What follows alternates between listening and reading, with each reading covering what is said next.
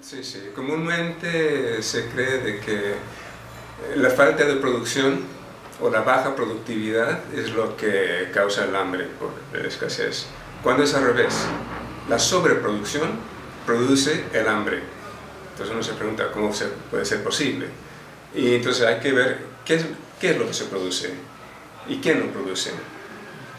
¿Quién tiene el derecho a producir? ¿Quién tiene el derecho a la tierra, al agua, a la semilla?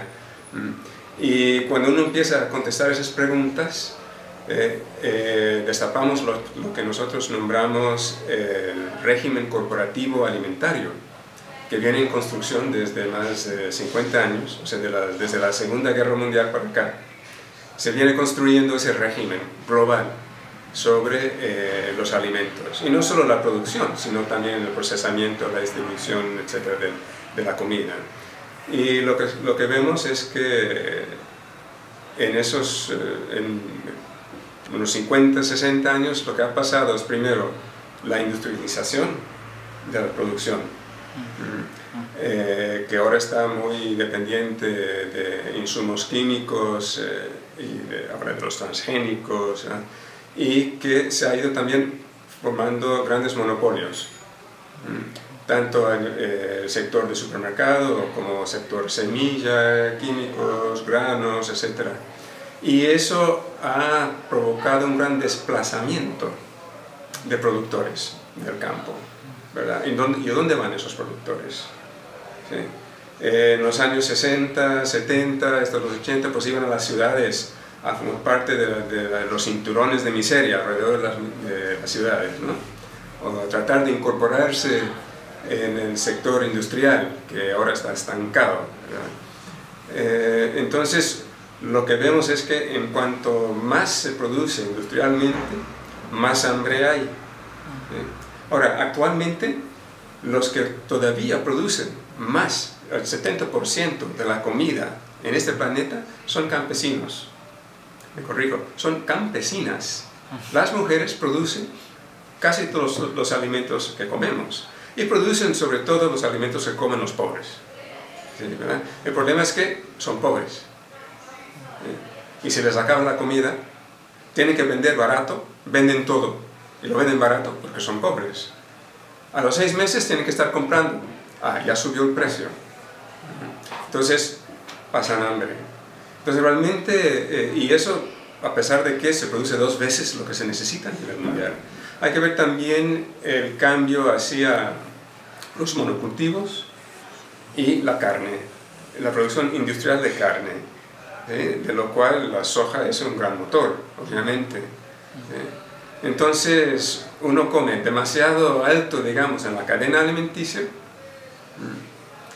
y se produce demasiado, pero también se está produciendo pobreza. Ese es el problema. La gente pasa hambre porque no tienen dinero para comprar la comida que se produce.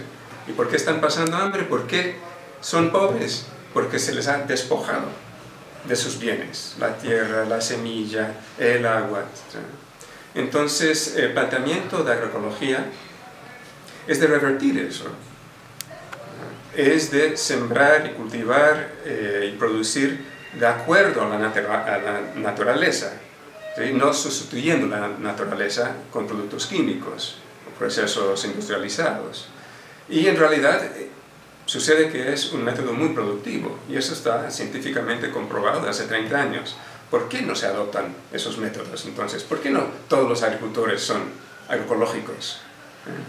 Y es donde el régimen cooperativo entra, porque el régimen cooperativo te impone ciertas reglas de juego. Hay ciertas instituciones, empezando con el Banco Mundial, el FMI, la FAO, Estados Unidos, el Ministerio de Agricultura de los Estados Unidos. Entonces, la agroecología puede producir alimentos sanos, la agroecología puede capturar carbono, la agroecología puede dar una vida digna y sana al campesino si se cambian las reglas de juego. Porque ahora las reglas de juego van a favor de la industria, de la agricultura química. ¿Sí? Y ahí es donde entra la importancia del sector público, de los bienes públicos, de las políticas públicas y sobre todo del ámbito público, la esfera pública, o sea, donde las comunidades y los seres y la sociedad civil entran a jugar un papel determinante en cómo vamos a vivir, cómo vamos a producir, cómo vamos a comer. Donde se hace debate, digamos. Exactamente, donde se toman las decisiones. Desafortunadamente, en los últimos 30 años, con la privatización de todo, el avance del mercado neoliberal, se ha ido también socavando esta esfera pública. Entonces, hay menos encuentro social para tomar esas determinadas decisiones.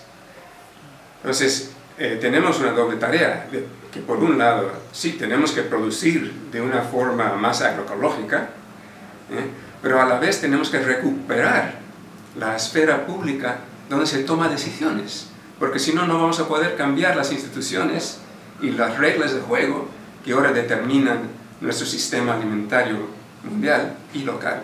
La agroecología viene como ciencia de observaciones que ecólogos hicieron a la práctica tradicional de producción y vieron cómo los productores más tradicionales manejaban la naturaleza y manejaban sus fincas, sus chacras, etc., de acuerdo a las funciones ecológicas de su lugar. Y producían un excedente y de eso comían, comerciaban y todo. Y que eso se ha ido perdiendo con la Revolución Verde y todo eso. Ajá. Pero entonces cuando los agroecólogos empiezan a formar lo que es la ciencia de agroecología en base a esas observaciones, están recuperando prácticas, están sistematizando prácticas que están en vías de extinción. Pero por las grandes fallas y desastres de la Revolución Verde, muchos productores, campesinos sobre todo,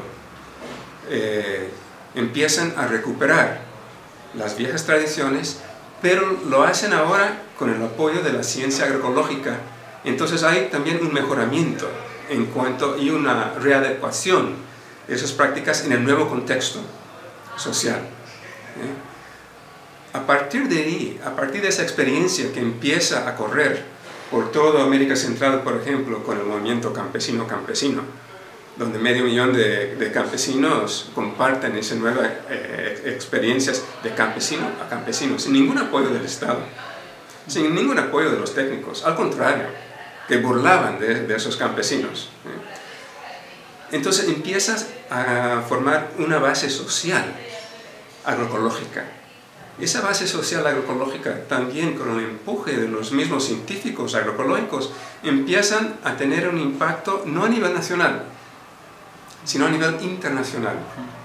A través de la FAO, por ejemplo. Yo estuve en las primeras reuniones donde Olivier de Schutter se empezó a educar sobre la agroecología.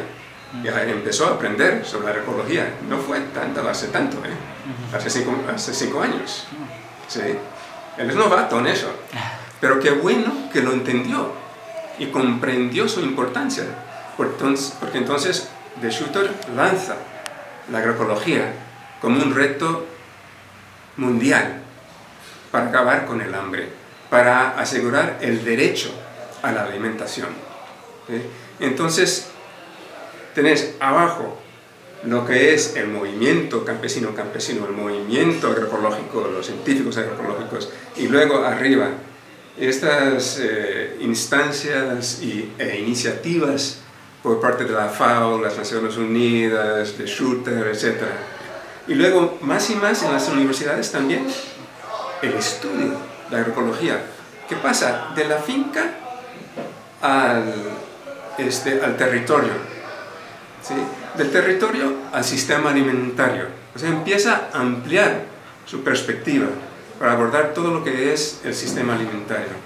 Entonces, esa presión, yo creo, desde arriba y desde abajo, y desde el sector universitario, empieza a entrar y buscar eco dentro de las políticas públicas a nivel nacional. Y muchas veces es rechazado, porque hay intereses ya establecidos de la Revolución Verde, de la industria, etcétera, que no les interesa. Entonces empieza a nivel local, los gobiernos municipales ¿sí? La comuna de la ciudad. Entonces empieza a entrar ahí también. Entonces yo creo que si hoy en día los gobiernos a nivel nacional, los ministerios agrícolas, están hablando de agroecología y de políticas públicas agrícolas, eso es terreno ganado de una lucha de medio siglo, tanto en la práctica como en la política. Yo creo que la Red Nacional de Agroecología y de Semillas Nativas, criollas, estas van de vanguardia. Esas son iniciativas muy importantes. Y yo creo que es muy importante que adquieran más, digamos, peso social para que puedan tener voluntad política, ¿sí? Para avanzar las políticas públicas necesarias. Porque la agricultura convencional tiene sus políticas públicas, tiene todas las políticas que necesita, y muchas son muy malas. Y son muy malas para el ambiente, para el trabajador, para nosotros que consumimos esos productos. O sea, pues hay que cambiarlos, pero eso se cambia con voluntad política, eso se cambia con una presión social. Entonces, estas organizaciones y esas redes son muy importantes para construir esta base social y abrir el diálogo como se está haciendo. Entonces, el hecho de que se está dialogando, que hay un debate público y que me han invitado a mí hasta acá a participar, yo creo que es un reflejo de lo que está pasando en toda América Latina y en Estados Unidos, en Canadá, o sea, en todas las Américas. Estamos viendo ese mismo fenómeno, que las iniciativas vienen de la sociedad y que van empujando tanto dentro de las instituciones oficialistas como las instituciones semioficiales, como dentro de los ONGs y demás, pero vienen empujando las cosas que son pues, necesarias para el futuro del planeta. La agricultura convencional utiliza el 90% del agua potable en el mundo. Es increíblemente ineficiente. Está produciendo hasta el 40% de los gases invernaderos. Estamos yendo por el camino totalmente equivocado. Entonces, para dar un giro, no solo se necesita la alternativa, que es agroecología, sino también se necesita una sociedad reconstruida de otra forma, que permite dar ese giro y caminar sobre ese, digamos, ese sendero nuevo.